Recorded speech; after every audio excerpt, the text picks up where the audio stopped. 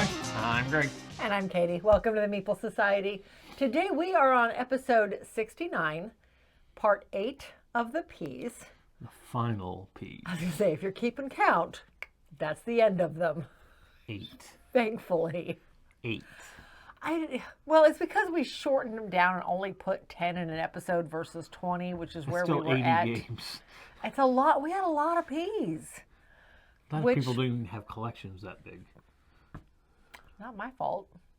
Okay, it is kind of my fault, but it's partially your fault too. How many P's were actually in our collection, not the other collection? Probably about 60-40. Maybe that one. The 70, other 30. collection's bigger? Yeah. Had more? Yeah. Oh, yeah, And 70. We had a lot of very oddball You curated ones. that one. I didn't buy anything for that And game. that's why we're curating it now. More. Anyway. Yes. So, anyway. P's. We had some good games and we had some what are we playing games.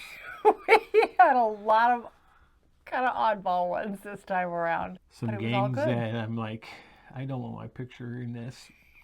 But you're the one who took them. Okay. But I'm not in it.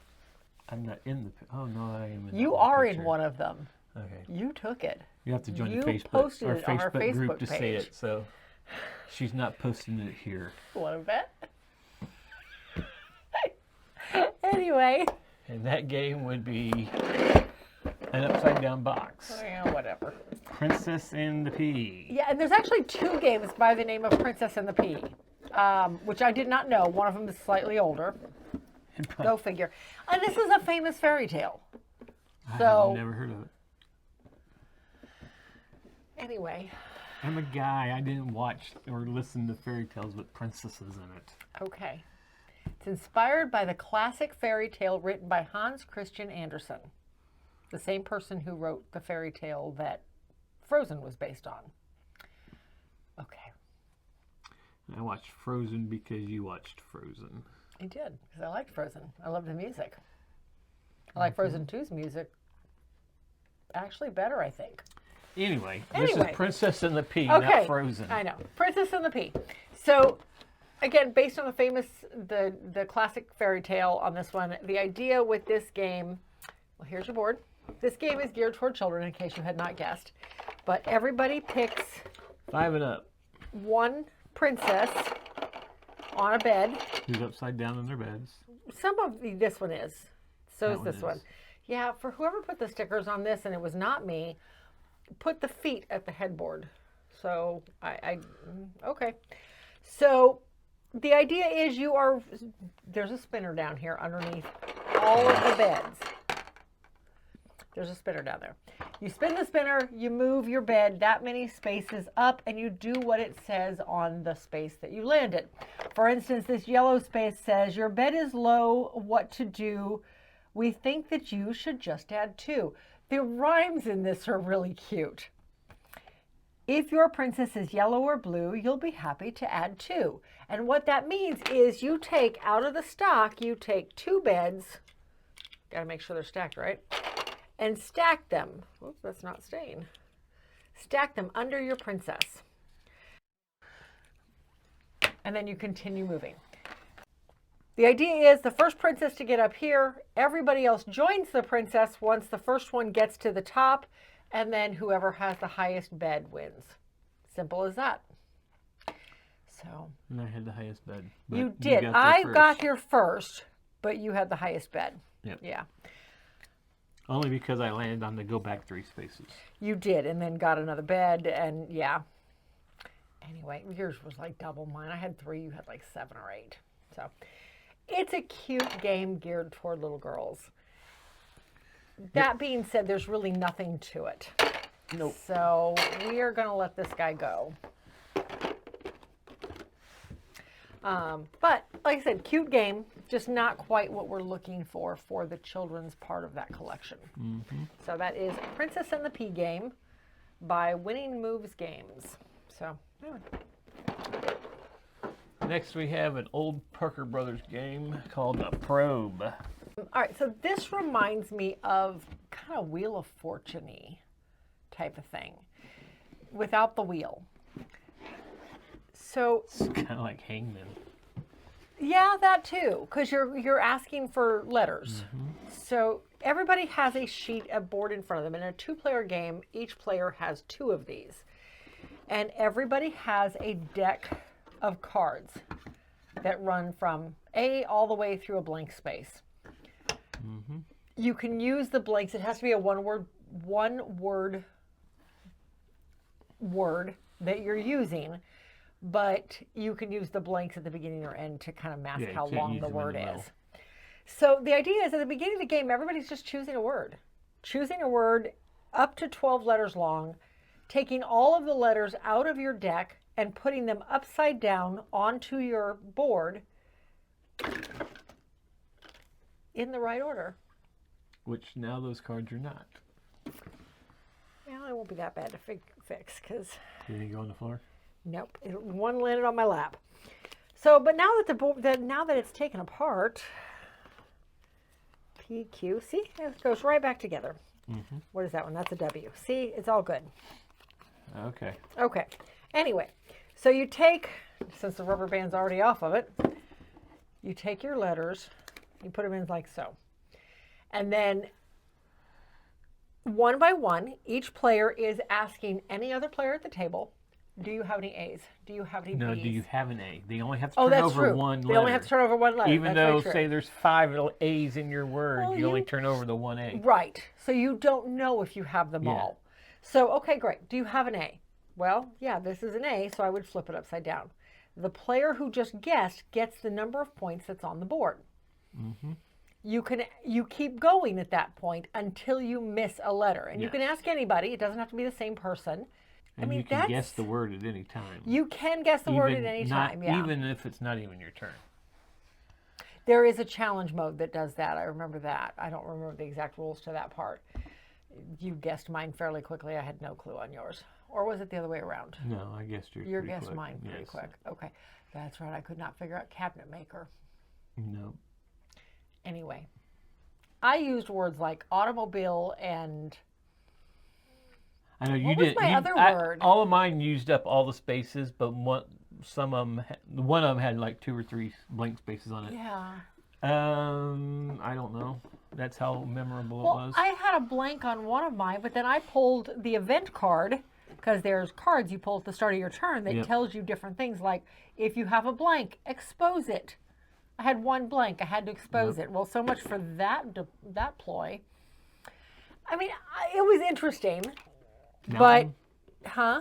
One of yours was Mountain. Yeah. Mountain and automobile. Yeah, And you was the had one that had me cabinet maker and something else. Yeah, that one had me puzzled at first with the mountain one. Yeah. Yeah, I ended up getting the expose a blank if you have it and turn over any one letter in any one card. So I had to give you a free card, and that's the card. And that's what gave it, allowed me, because I was totally lost on both of your words. I was like, there's no way I can guess this. I have not a clue. And what I had out, I was like, surely you can figure out what I have out there. Anyway, we are going to let this one go. Not so much that it's a bad game. I did enjoy the game. I think it would be interesting with 4 players to see the dynamics of that. However, it is... I don't even want to say it is old. It's not dated by any means. No, it's there's a no classic dating game. on this game because it's just a word game. Yeah, When it's did just a this one word come game. out? It said 1964. My problem is an that old game. 2 of our racks are broken. Yeah. So, I don't know. I know they've had newer versions of it. Maybe if I find a newer version, it might be worth revisiting. But in the interest of getting that collection down some, because we really need to get it down some, this one is going to go ahead and leave the collection. But that is Probe by Parker Brothers, a game of words, which is basically all it is. So, anyway, that's it. Hey, now we have Puerto Rico. Puerto Rico. This is the original version. Yes, and we actually have 2 copies of this because we found a copy at Goodwill for like $4. This one actually has expansion 1 and 2 in it. Yes, which we did not play this last time. We have played in the past, but we did not play this time colonists around. and more buildings. Yes. And more resource factories or whatever, because it adds force. The idea with this one is that you have a pile of colonists. That's what they call them in the book, so that's what we're going to refer to them as. You have your resources. You have very cheaply made cardboard coins. Your board of buildings. And then everybody has their player board. This game uses the roll system. There's, I want to say, 9 different rolls out. Maybe it's 7. One of the first ones that did that. It might be. There's 7 different rolls out in a 2-player game. And in 3, 4, or 5, you have 8 rolls out because you have the second prospector out. So each player chooses one of the roles, and the roles vary from things like the prospector, that just gets extra money, to the mayor, who gets to get first pick on the settlers, or on the builder, who can build buildings off of the main board. Captain, there they all are right there. Oh, right there. I'm just reading them off, and you're like, he can remember all those? That's what I was thinking. I totally forgot they were right there. But anyway, you've got all these different things that can... One of them grabs plantations out of the selection. You get there's a selection of 5 or 6. I think there's 5. That's the settler. No, it's anyway. There's 5 out there that everybody can choose from. One player grabs that. One player can build into your city. One player gets first pick on these. One player can produce. One can take what you have produced and either trade it or ship it. All different roles that are being done. The key with it is, with the exception of the prospector, is that once somebody has chosen the role and done what they can do with it, now everybody else around the table can do the same thing at a lesser degree. Right.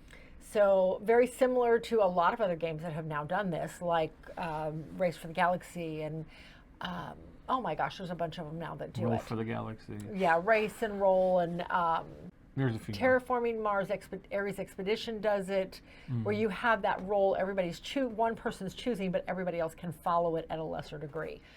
That's basically what this one does, and that's how the whole game plays. Is every round is choosing your role, doing what it does, and then moving on. The next person do it. And then yeah, until I think the game ends when there's no more. One person fills up this.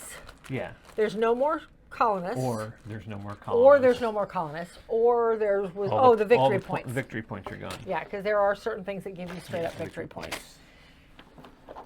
We have 2 copies of this one. One in each collection. This one just never comes off our shelf anymore. There are so many other games that do what this does. Mm-hmm. And this just had a brand new Kickstarter on it that just blinged everything out. For people who love Puerto Rico, I really enjoyed that on some of the games I've gotten. This is also a controversial game because of the colonists what the colonists represent. Yes. And they changed that up, I think, in the newest one, but I think they changed it up in the anniversary edition. We're going to keep the one that's in the other collection, the one that's in the travel collection, because it is such a classic game. We're going to let our copy go, though, along with the expansion. Just because I don't feel like moving the expansion over, I just don't think it would get played in the type of events we hope to do with that collection. I just don't see it coming off. But I think the game as a whole has its merits. Yeah. So, but we are going to go down to just 1 copy. So this one here is going to leave the collection. Yeah, it was #1 on BGG for a long, long time. Was it? Yes.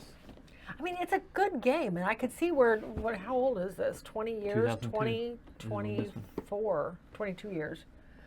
I could see where 20 years ago it was a great game. Yeah. Because it was the first of it. It's one of those, it was the first of its kind. Yeah. So I think a lot of other games have taken that mold and improved upon it. So, and we have a lot of those games. So anyway, this one is leaving the collection, but we are keeping the copy from the travel collection. All right. Next we have,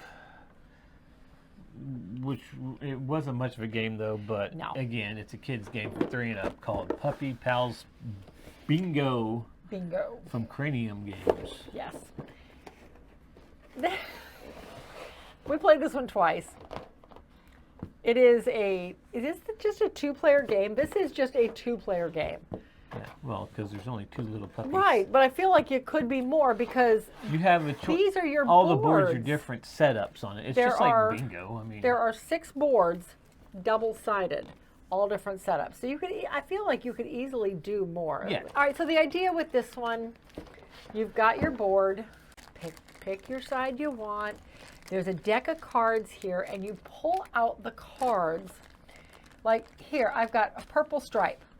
So I would, or actually, it's not even so much a purple stripe. It's just stripes. You're looking for the stripes. And that was the confusing part at first. It's like, okay, I don't have anything with purple stripes.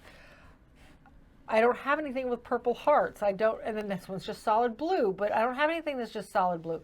So it took a little bit of, we had to kind of figure it out at first because the rules were not very clear. So the stripe means the stripes, like this green one and this blue one. Right. The shape is on the top of the doghouse, and then the color is the coloring of whatever the symbol is. Yeah. So you do that. You take one of these. You had to think like a 3-year-old to understand it. I guess. But when you get it, so here I have purple square. So I would find a square. Do I have a square? Right there. I have a square. So I would put my little friend in his doghouse. Sadie. So, and you do that until her doghouse. I'm sorry. She has a bow and she's pink. Oh, I didn't notice that. Okay. So anyway, so I put Sadie in her doghouse, and then eventually maybe I get something with a yellow card, so I can go over here. And then maybe I pull a pink card or a polka dot card. I can go Princess there. did not want to stay in her spot. And look at that, I got bingo. Yeah, we played this game twice within 5 minutes or less. Again, cute game. I understand it's geared toward 3-year-olds, but it is not the type of game we are trying to cultivate that collection to be. So we're going to let this one go as well. Yeah. It's odd how so many games in this collection are, it's not something that we're gearing towards, and you actually picked them. It wasn't like we were given it. Somebody picked them up. Okay, that was back when I was picking up everything. Anything that looked like it was whole, I picked it up. And we got stuck with it. And hence why it grew to 1,100 games very, very fast. Because somebody's a junkie. Not anymore. I admit I had a problem. That was the start of the cure. Anyway, Puppy Pals Bingo is leading the collection. Yes. The middle is the first part of healing. Next, we have a big heavy game called. Well, it wasn't extremely heavy. Put it away.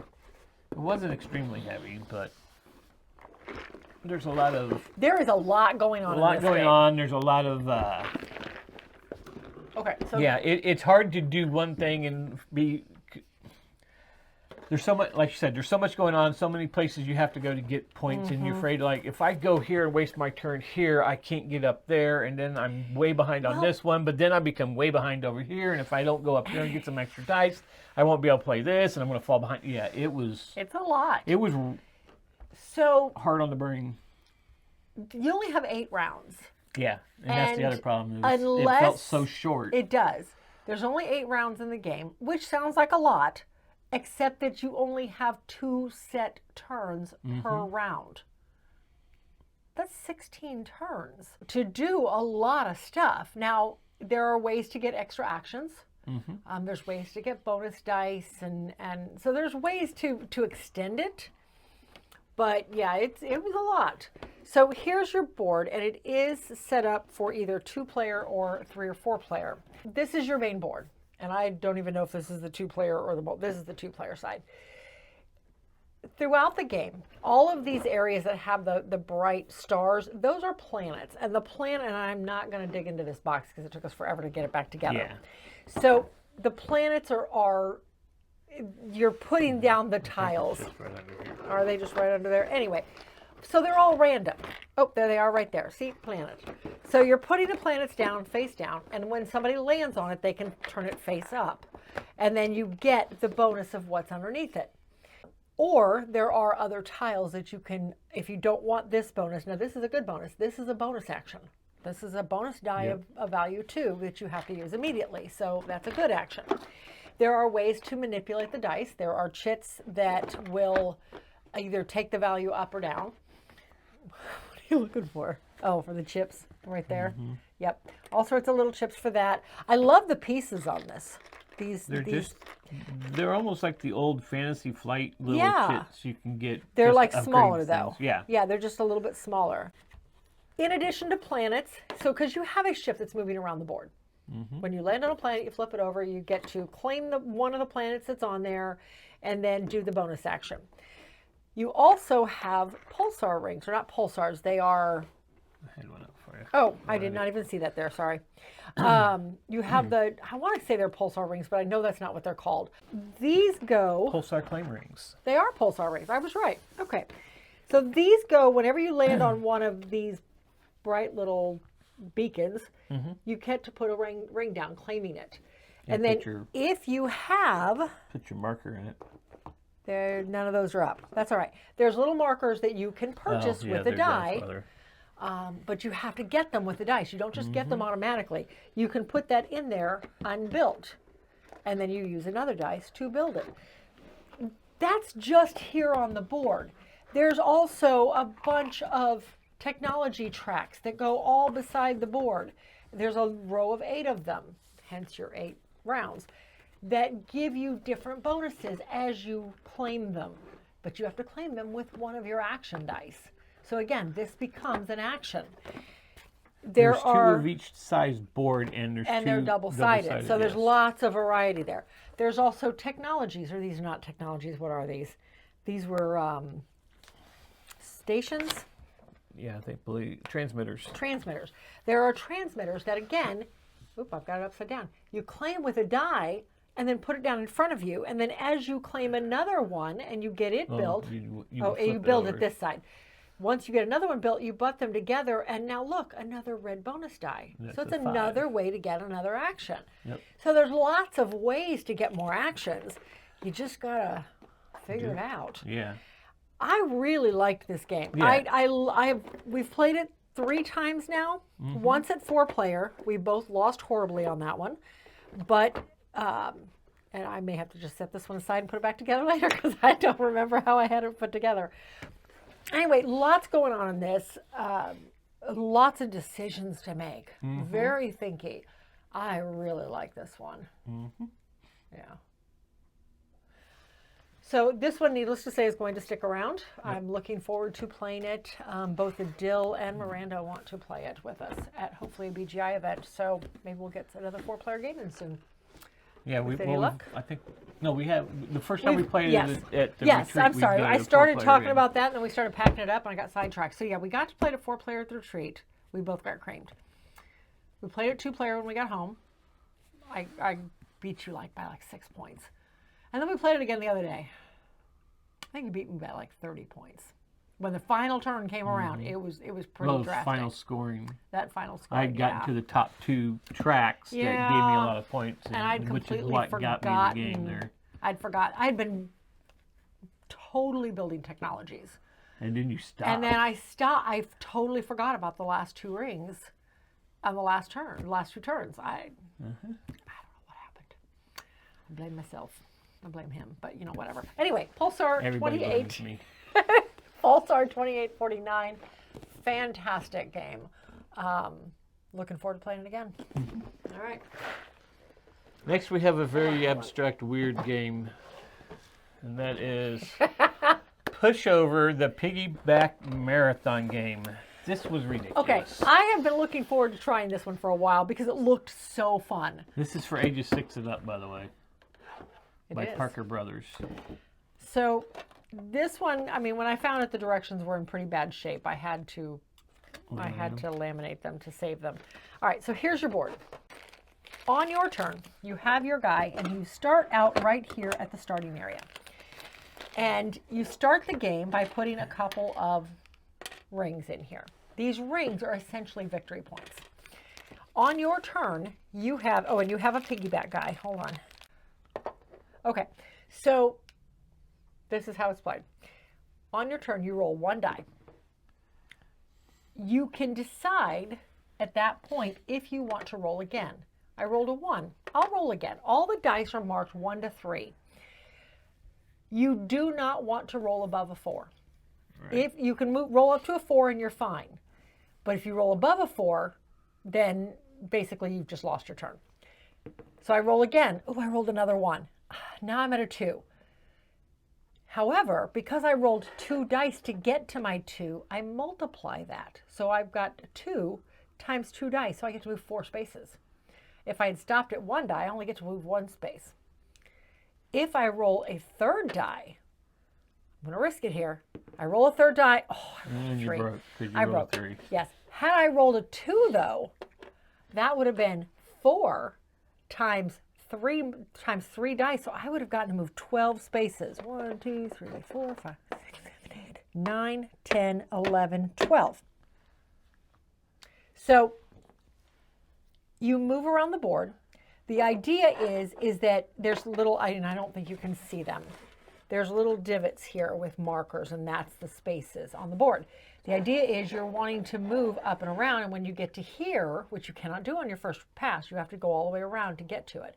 You get a victory point, and he goes into that. I thought you took them all. Oh, no, you're right. You do take them all. Thank you. You take them all, because each time, whenever you roll above a 4, 1 more goes in. Yeah. So that's the way this builds, is 1 more goes in. You always put in the number of players. Or no, you only put 2 in. And then as you roll 5 or higher, then you put another one in, and it just starts building. If you roll a 5 or higher, though, you lose your guy, too. He comes off, which means you don't, how did you get your turn back? You had to be knocked off. Was it? Yeah, because the next person, because you don't move, and then that person starts pushing you around the board. And when you come off, your person comes off the board, then you get to start over again. Yeah. Well, on your next turn, look to see if the bottom character has been pushed off the board. It may be yours or another player's. If so, place it on top. Okay. So yeah, you're right. You don't get another turn until your piece is literally pushed off the board in one of these 2 locations. When that happens, it sits off the board. Come your turn, there may be 3 of us that are out. There may be 2 blank spots up here. Mm-hmm. But whoever's turn comes next takes one of the pieces that's been pulled off the board and starts back at square 1 and keeps going in the same fashion. So it's a push your luck with some dire consequences. Because if you roll a 5 or higher, you're giving more victory points to somebody else, but at the same time, you're knocking yourself out of the game temporarily. Mm-hmm. So I thought it was fun. I think it would be more fun at more players. You did not care for it, but wrong way. I don't know. We're going to go ahead and let this one go because, one, it takes up so much space. It's a big, flat, large box. Yeah. I thought it was fun, but again, I can see where it might not ever come off the shelf. No. So. It's an older game. People are looking for all the new stuff. Yeah. I don't know. There's a lot of call out there for the vintage stuff, but we'll see. But anyway, that is a pushover, the Pea Marathon game. But we're going to go ahead and let it go. Okay, we have not kept very many out of this pile yet. Matter of fact, we haven't kept any of those. We kept Pulsar. Oh, Pulsar, yeah. Okay. Okay. Next we have apparently a favorite game of 30-year-olds. Yeah. This is the Powerpuff Girls. This is a game about a cartoon I have no idea about. I never watched, but apparently my son absolutely loved it, and so did his wife. Yeah, matter of fact, it was sitting on the shelf when they came over for a recent game night because it was on the stack of all the stuff we had to get played for this video. And we asked if there was anything up there that appealed to them, and they both kind of pinpointed on this and said, oh, we have to play that. It was great. Anyway, so the way this one plays, you've got a stack of villains. The villains are, and you don't take any out. I think you played all of them, at least with 4 players you did. But there's one villain that you put on the bottom. What's his name? Mojo. Oh, because you pulled him up. Now you know. Mojo Jojo. Anyway, so Mojo Jojo goes on the bottom. mind you, neither one of us ever watched this cartoon, so we were fumbling over some names pretty badly, and the kids were getting rather exasperated. What's the Powerpuff Girls' names? It was Buttercup. Oh my gosh. Blossom and Bubbles. Blossom and Bubbles. And earlier I couldn't remember Buttercup. Nope. Okay. Okay. Anyway, stack of villains. You also have, and there's 3 villains out. Mojo Jojo's on bottom. There's 3 villains out. There we go. And these villains each have a different power, 11, 10, or 7. Then you also have your 3 girls. And the 3 girls at the start of the game are sitting in the middle of the table. And you determine whose turn it is by who has possession of Professor Proton? No, not Proton. That's Big Bang Theory. It is. Professor Prometheus, or I don't know. It's like Neutron or you. Justin, what's his name? The heck is his name? It's got to be on the first page. Pons, Mojo Jojo, Utonium. Utonium. I knew it was a one of those. Yeah. Anyway, Professor Utonium. As you can see, we've watched the cartoon so many times. Yeah, like never. So anyway, so you have Professor Utonium, and he is basically depicts whose active turn it is. There you go. All 3 of the Powerpuff Girls are sitting out on the table in their stands, and I'm not going to put the other 2 in their stands.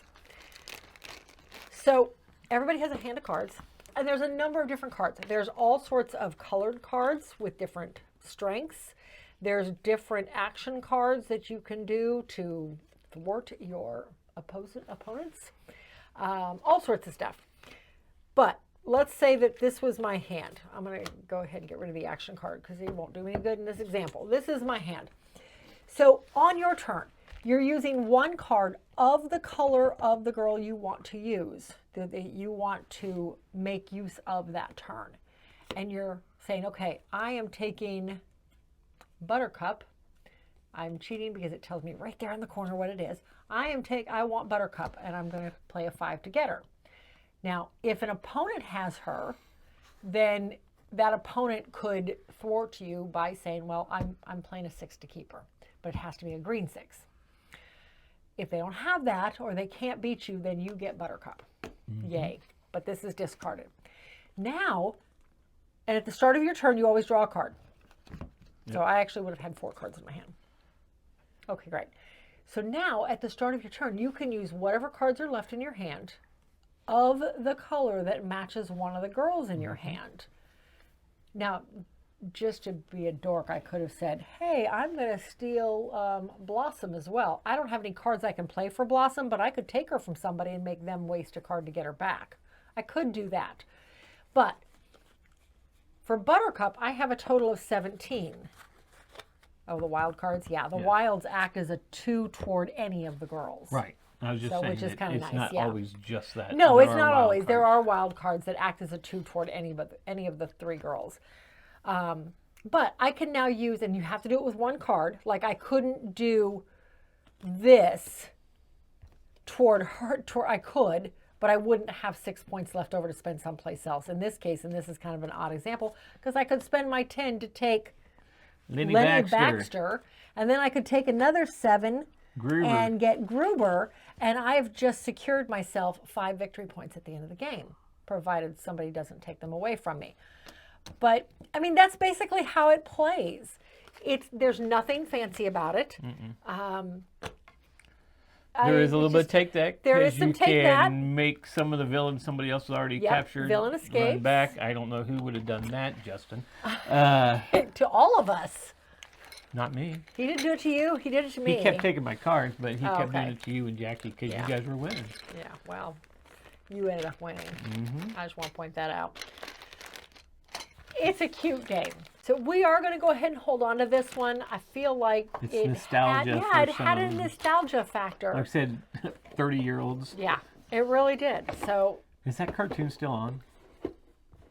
I'm sure it's in reruns. Yeah. Syndication. It's probably, I don't know, whatever.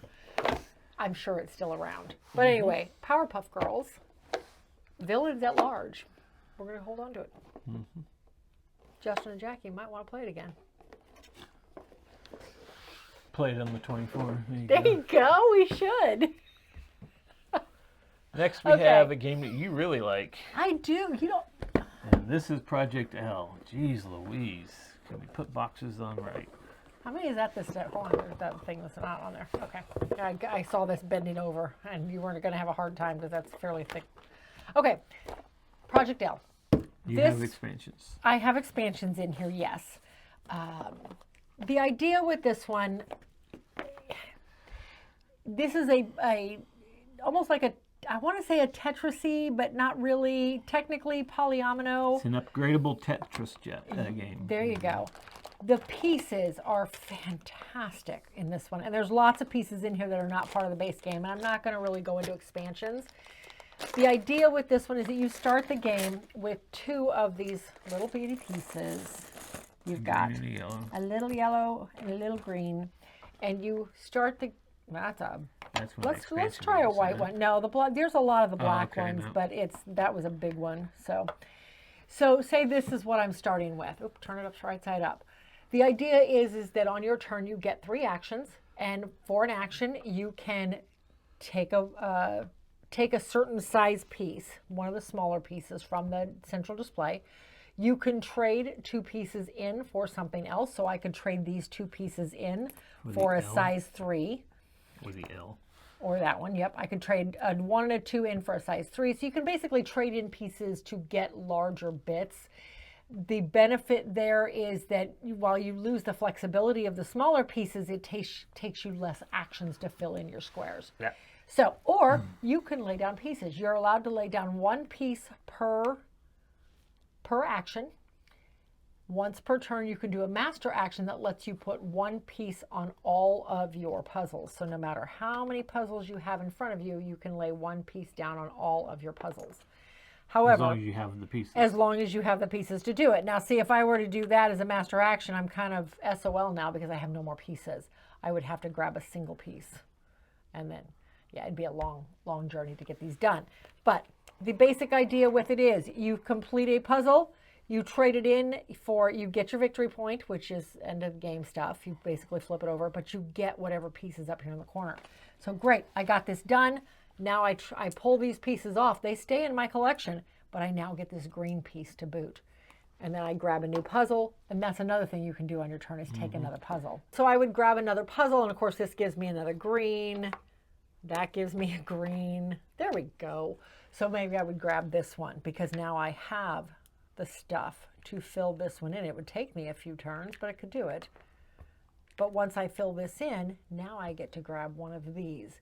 And little by little, your collection grows until you have this whole pile of these in front of you, and you're just taking one action after another to fill in as many puzzles as you can until the stack runs out and the game is over. I have always loved this game. It is so simple, but yet so thinky. Yep. So, don't get to play it very often, but I've even taught this to people who are not typically big gamers, and they've loved it. I think my mom would really like this one. But it's going to stick around. Like I said, it's one of my favorite. It's kind of like a go-to lighter game. Light, but yet it's easy to explain, it's easy to play, but yet there's still enough thought involved that it makes it a little challenging if I want that. So that is Project L, and it's going to stick around. Yep. Yeah. All right. Next we have Professor Evil and the Citadel of Time. Yes. This was actually shown to us by Mark and Jess, our former co-hosts on the podcast. Mark claimed this is one of his favorite co-op games. I think it was when we did a co-op top 5 with him or something. I don't remember how it came up, but he goes, how could a game that starts out with Professor Evil be bad?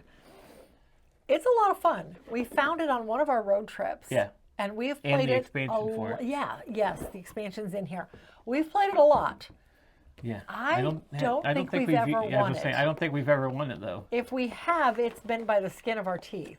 Yep. This is definitely a more challenging cooperative game. So here's your board. I'm going to turn it right side up here. Here's your board, which shows Professor Evil's mansion. On your turn, everybody is playing a character, and you have a deck of cards. You have 6 cards. And on your turn, you're choosing which actions you're going to take. Yeah. I think you have 2 cards in your hand. You can just keep pulling, and you choose Yep. one of them to do. So, There's 2 cards. There you go, 2 cards. So you're choosing which one of these you're going to do. And everybody's is very similar. I was going to say, I don't think everybody's deck is the same. It's not the same, but it's similar. You have similarities to it. Yes. All right, and everybody has a special ability, too. So you have an ability, here it is. It's on the back of their tile. Yeah, that you have a special ability that you can use once and then it flips back over, or you have a top one that you can use as many times as you want. But anyway, how it plays. Throughout the game, there are different locks here, different icons out that you have to unlock that are spaced throughout the area. And you have to move your characters from one room to another and get these unlocked. You only get 3 actions per turn. Yes. But you're trying to turn off the security systems in the room where there are artifacts that Professor Evil has stolen from time. Like this is the Eiffel bracelet. That's an artifact I've never heard of. I know there's several in here I've actually heard of before. Let's see if we can find one. The ancient blaster. No, the arcane blaster. Yeah, that's the arcane blaster. Archeon blaster. Jeez. My eyesight is gone today, guys. Okay, the arcane blaster. Today? The Archeon blaster. So there are different artifacts in each of the rooms. Each artifact is identified by markers. There's a marker on it to show which one it is. And then there is a marker up here on the clock, along with a couple of other markers. After your turn, you've moved through the rooms, you've done what you can do, Professor Evil moves. Mm-hmm. You roll 3 dice, and those 3 dice determine what happened. Those dice will move one of these backwards or forwards. It'll close the doors. It will close doors. It will move Professor Evil. Professor Evil moves, if you see all these various rugs on the floor, Professor Evil will move in and out of rooms based on the rug colors at the exit of that room. So if you roll a green, he's moving, you roll like a 3 green. He's moving green, green, green, and he ends up in the entrance hall. Every door he just went through, no matter how much time you just spent unlocking all those doors for your friends, he relocks them all. Any room he enters that he discovers the security systems have been turned off, guess what? He flips them back on before he leaves the room. So he undoes all of your work. And if he catches you in the room, you're thrown back you outside. have to, you flee out the nearest window and you have to re-enter on the next turn. It's challenging. Yes, it is. Like I said, we don't think we've won it yet. I don't think I've ever. We've actually saved some of the relics. Yes. Some of the artifacts. But we've never saved enough to actually win the game. Nope. I really like this one. Someday we will actually win it. But I don't know when that will be. Right. It's a challenging one. But that is Professor Evil and the Citadel of Time. If you like cooperative games and you want a challenge, this is a good one to check out. You put the box on, right? Oh, it is. Oh, it goes this way, doesn't it? Jeez. It's on right. Gotta get on her. Okay. Citadel's the time. Professor Evil. All right. Next we have another kids game. It's 5 and up. It's a queen game though. It is. And it was nominated for the Kinderspiel. Well, and the fact it was a queen game and a children's game is one reason I grabbed it. Push a Monster? Push a Monster. You said this reminded you of another game. Did it? Yes, but what was it? I'm trying to remember the game. Okay, so the way this one plays, you have stacks of monsters Oh, out. Kabuto Sumo. Okay. And you have so many monsters on the board up here, and there's like one of each and something else. But throughout the game, you're adding more and more.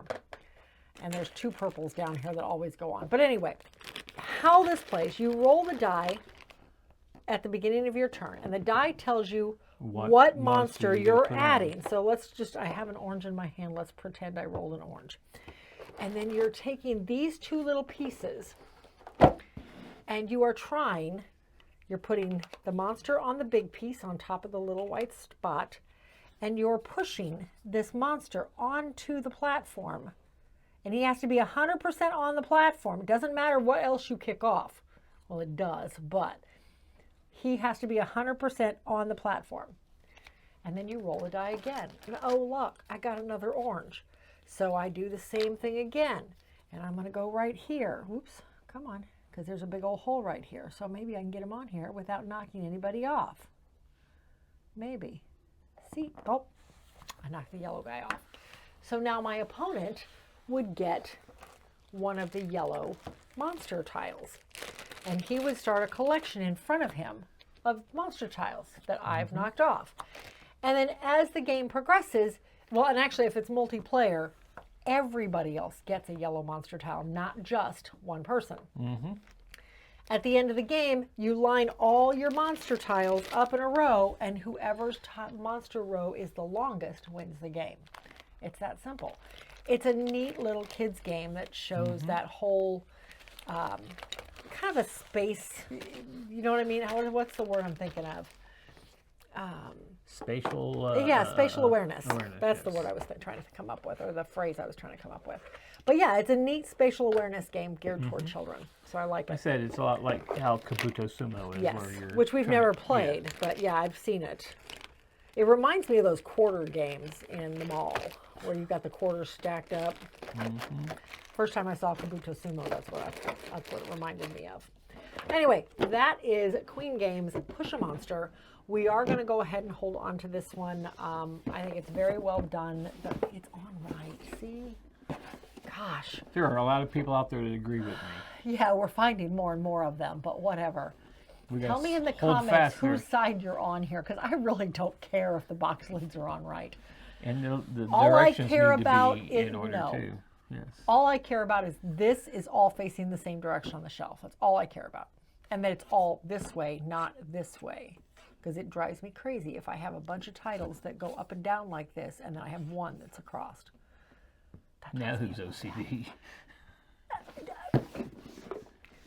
Anyway, Push a Monster. It's going to stick around. Anyway, next. Lastly, we have a game that she can't figure out, so I can continue to win this game. This is Praga, Caput, Regni, and we're going to put it down because of the insert we have in here. Not that it's going to go spilling anywhere, but Nope. because it's pretty well packed. It's so. pretty well packed, but still. Okay, so Praga, Caput, Regni is one of those games that just has a lot going on. This is your board, and I'm not going to open this all the way. Matter of fact, the only piece that, okay. So here's your board. I can't, You can show a picture. Move this. You can show a There we picture. go. So this is half of the board. On the board, you have your village areas. You have your you have the old town. road. Oh, here you go. Here's the road. You have the old town. You have the newer section of town. Then you have the road. And let me do this because I need to get to the bridge. Ooh, there we go. And then down here, you have the bridge to get up into the castle area. This one has a kind of an action selection. You have this piece here that spins.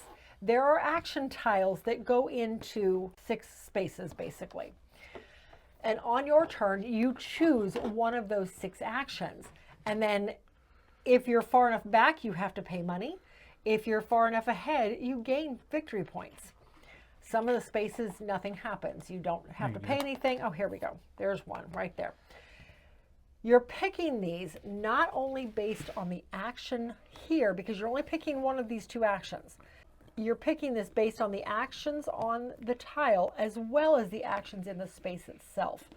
So for instance, if I were to pick this up from here, one, I would have to pay a coin because I'm in this location. If this were down here, I wouldn't have to pay anything. If by some miracle this had gotten all the way over to here, I gained 2 victory points over here. But I also, not only do I get one of these actions, which is to either build a red building or to do the mining action, I also get a stone. I get a stone resource. And you have player cards that track all of your resources and give you extra actions as things happen. But this is the heart of the game. This determines the actions you can take, the actions you're willing to pay for, the actions that maybe I want those extra 2 victory points, so I'll make this action work for me. You've also got tracks up here that you're moving across and up in order to get more victory points at the end of the game or to get extra actions throughout the game. Or what is it, victory points? Yeah, it's all victory points actually at the end of the game. Yes, depending on where you're at.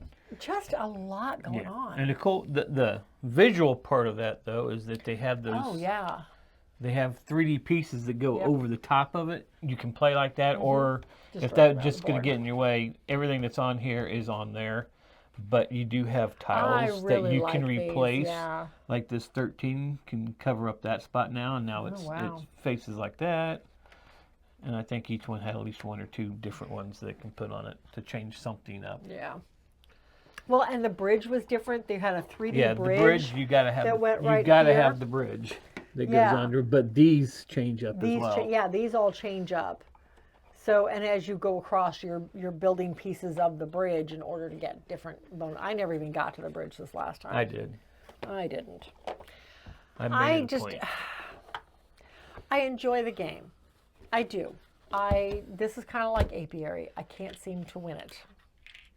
You haven't figured it out yet. I have not figured it out. Well, we've only played it a couple of times. Maybe if we played it more often, closer together. Yeah. All right. Anyway, this is it for the peas. No more peas. No more peas. Unless we buy one. Christmas That was the question. You said we're no more purchasing of games until Christmas. So no games at Christmas, guys. We cannot buy any games for Christmas.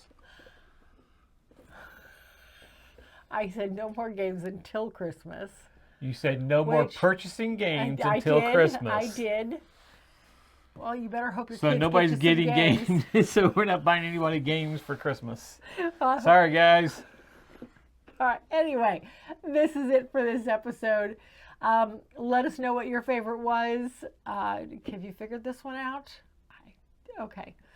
Have you heard of Professor Evil? It is there. Whatever. Anyway, that's it. We're done. Until then, I'll see you at the next one. Okay. You heard him. It's going to be all him come. Well, no, we have a backup video next, so I guess you're doing it by yourself. The backup video? We'll see about that.